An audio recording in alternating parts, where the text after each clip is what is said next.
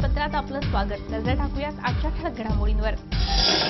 नवी मुंबईत देवीला भावपूर्ण वातावरणात निरोप। नवरात्रोत्सवाची सांगता आमदार मंदाताई म्हात्रे यांनी दिली। नवरात्रोत्सव मंडळांना भेट, विसर्जन सोहळ्यातही उपस्थिती। डाळधाड, देशभरात 35,000 टन डाळ जप्त। साठेबाजीत महाराष्ट्र अग्रेसर तर नवी मुंबईतही मोठ्या प्रमाणात साठेबाजी। कामोठ्यात 3 लाखांचा गुटखा जप्त। कर्नाटक व आंध्रहून नवी मुंबई व मुंबईत गुटख्याचा सप्लाय। मुंबई पुणे द्रुतगती मार्ग बनला, मृत्यूचा सापळा। 5 वर्षात तब्बल 2225 अपघात। वाहनधारकांचा निष्काळजीपणा भोवला। दक्षता जनजागृती सप्ताहानिमित्ताने सिडकोत विविध कार्यक्रम आयोजित करणार। पुन्हा एकदा स्वागत। अंबे माता की जय, उदे ग अंबे उदे या जयघोषात आणि ढोल ताशांच्या गजरात नवी मुंबईत अंबे माताला भावपूर्ण निरोप देण्यात आला।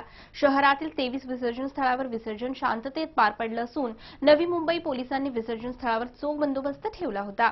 अंबे माते की जय, उदे ग अंबे उदे या जयघोषात नवी मुंबईत अंबे मातेला भावपूर्ण निरोप देण्यात आला। शहरातील 23 विसर्जन स्थळावर विसर्जन शांततेत पार पडलं असून नवी मुंबई पोलिसांनी विसर्जन स्थळावर चोख बंदोबस्त ठेवला होता। अंबे मातेची 10 दिवस मनोभावे पूजा अर्चा सेवा केल्यानंतर मोठ्या भक्तीने वाजत गाजत विसर्जन स्थळी नेऊन तिला भावपूर्ण निरोप देण्यात आला। नवरात्रोत्सवातील घटही पारंपरिक पद्धतीने गुरुवारी सकाळी हलवण्यात आली। शहरात सप्तशृंगी माता, दुर्गा माता, संतोषी माता, मरियाई मंदिरात पारंपरिक पद्धतीने भव्य मिरवणूक काढून देवीचे सीमोल्लंघन करण्यात आलं। शहरातील सर्व नवरात्रोत्सव मंडळांनी सायंकाळी देवीची भव्य मिरवणूक काढून उत्सवाची सांगता केली। व्हिडिओ जर्नलिस्ट प्रणित कापसे, MVTV। शहरात मोठ्या भक्तिभावाने देवीला निरोप देण्यात आला। नवरात्रोत्सवाच्या शेवटच्या दिवशी आमदार मंदाताई म्हात्रे यांनी शहरातील विविध नवरात्रोत्सव मंडळांना भेट दिली। तसेच विसर्जन मिरवणुकीतही सहभागी होऊन देवीचं मनोभावे दर्शन घेतलं।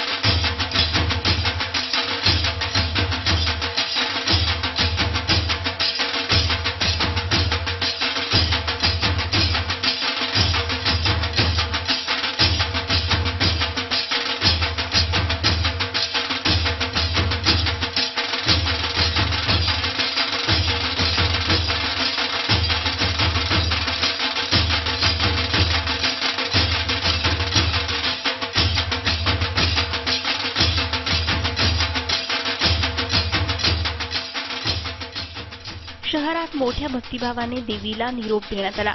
नवरात्रोत्सवाच्या शेवटच्या दिवशी विविध नवरात्रोत्सव मंडळांना आमदार मंदाताई म्हात्रे यांनी भेट दिली। त्याचप्रमाणे देवीच्या विसर्जन मिरवणुकीतही सहभागी होऊन त्यांनी देवीचं मनोभावे दर्शन घेत आशीर्वाद घेतले। याप्रसंगी विविध मंडळांच्या वतीने शाल व श्रीफळ देऊन आमदार मंदाताई म्हात्रे यांचा सत्कार करण्यात आला। नवी मुंबईत वाजत गाजत भव्य मिरवणुकीसह देवीचा विसर्जन सोहळा संपन्न झाला। व्हिडिओ जर्नलिस्ट प्रणित कापसे, MVTV। कामोठ्यात तब्बल 3 लाख रुपये किमतीचा गुटखा व 2 मारुती गाड्या गुरुवारी जप्त करण्यात आल्या आहेत। कर्नाटक व आंध्र प्रदेशातून हा गुटखा आणून नवी मुंबई व मुंबईत पुरवला जात असल्याचं तपासात उघड झालं आहे। कामोठ्यात तब्बल 3 लाख रुपये किमतीचा गुटखा व 2 मारुती गाड्या गुरुवारी जप्त करण्यात आल्या। कर्नाटक व आंध्र प्रदेशातून हा गुटखा आणून नवी मुंबई व मुंबईत पुरवला जात असल्याचं तपासात उघड झालंय। सहाय्यक पोलीस आयुक्त शेषराव सूर्यवंशी यांच्या पथकाला याबाबत माहिती मिळाली होती। त्यानुसार गुरुवारी पहाटे 6 वाजता गुटखा वाहून नेणाऱ्या या वाहनांना कामोठ्यात ताब्यात घेण्यात आलं। यावेळी गुटख्याच्या 15 गोण्या या वाहनातून जप्त करण्यात आल्या। अतिशय गुप्तपणे ही कारवाई करण्यात आली। व्हिडिओ जर्नलिस्ट प्रणित कापसेसह राज चव्हाण, MVTV। केंद्र सरकारच्या निर्देशनानुसार गेले 2 दिवस टाकण्यात आलेल्या डाळधाडीत महाराष्ट्रासह 10 राज्यातून 3500 टन डाळ जप्त करण्यात आली आहे। तर महाराष्ट्रात 2 दिवसात 499 ठिकाणी छापे टाकून 300 कोटींचा साठा जप्त करण्यात आला। तुर्भे MIDC पनवेल उरणमधूनही प्रचंड साठा जप्त करण्यात आला असून महाराष्ट्र साठेबाजीत देशात आघाडीवर आहे। केंद्र सरकारच्या निर्देशनानुसार गेले 2 दिवस टाकण्यात आलेल्या डाळधाडीत महाराष्ट्रासह 10 राज्यातून 3500 टन डाळ जप्त झाली आहे.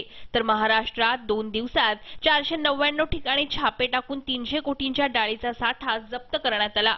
महाराष्ट्र, तेलंगणा, मध्य प्रदेश, आंध्र प्रदेश, कर्नाटक, राजस्थान, तमिळनाडू, हिमाचल प्रदेश, छत्तीसगड या राज्यात 2704 ठिकाणी साठेबाजांवर छापे टाकण्यात आले. त्यातून 35,388 टन डाळ जप्त करण्यात आली.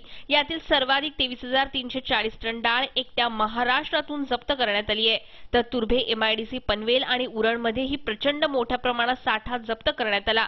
धाडीची संख्या आणि जप्तीचं प्रमाण पाहता साठेबाजीत महाराष्ट्र अग्रेसर आहे. Bureau report, MVTV. मुंबईकरांचा प्रवास आणखीन सुखकर होणार आहे, कारण मेट्रोचे आणखीन 2 मार्ग सुरू होणार आहेत. अंधेरी, वांद्रे, मानकुर्द आणि जोगेश्वरी, विक्रोळी लिंक रोड, कांजूर मार्ग मेट्रो मार्गाचे भूमिपूजन नव्या वर्षाच्या सुरुवातीला होणार आहे. मुंबईकरांचा प्रवास आणखीन सुखकर होणार आहे, कारण मेट्रोचे आणखीन 2 मार्ग सुरू होणार आहेत. अंधेरी, वांद्रे, मानकुर्द आणि जोगेश्वरी, विक्रोळी लिंक रोड, कांजूर मार्ग मेट्रो मार्गाचे भूमिपूजन नव्या वर्षाच्या सुरुवातीला होणार आहे. मुंबईत 2 मेट्रो मार्गाचे भूमिपूजन झाल्यावर आता नवीन वर्षाच्या सुरुवातीला म्हणजेच 2016च्या सुरुवातीला आणखीन 2 मेट्रो मार्गाचे भूमिपूजन केलं जाणार आहे. जोगेश्वरी, विक्रोळी लिंक रोड, कांजूर मार्ग अशा साधारणतः 13 किलोमीटर मार्गाचा प्रकल्प आराखडा अंतिम टप्प्यात आहे. येत्या 1 महिन्यात या प्रकल्पाचा आराखडा निश्चित होणार असून भूमिपूजनही लवकरच केलं जाणार आहे. तर अंधेरी, वांद्रे, मानकुर्द या मेट्रो 2 मार्गाच्या उर्वरित टप्प्याचा 18 किलोमीटरचा आराखडा 31 ऑक्टोबरपर्यंत निश्चित होत असून त्याच्या भूमिपूजनाचा मार्ग मोकळा झालाय. अंधेरी, वांद्रे, मानकुर्द आणि जोगेश्वरी, विक्रोळी लिंक रोड, कांजूर मार्ग हे 2 मेट्रो मार्ग मार्गी लागल्यास मुंबईत मेट्रोचे जाळे तयार होण्यास मदत होणार आहे. Bureau report, MVTV. मुंबई-पुणे द्रुतगती मार्ग मृत्यूचा सापळा बनत चाललाय. या मार्गावर दिवसागणिक अपघाताचे प्रमाण वाढत असून 2011 ते 2015 सप्टेंबर पर्यंतची आकडेवारी पाहिली तर गंभीर व किरकोळ स्वरूपाचे असे एकूण 2225 अपघात या मार्गावर घडलेत. वाहन चालकांच्या निष्काळजीपणामुळे या मार्गावर अधिकतर अपघात घडले आहेत.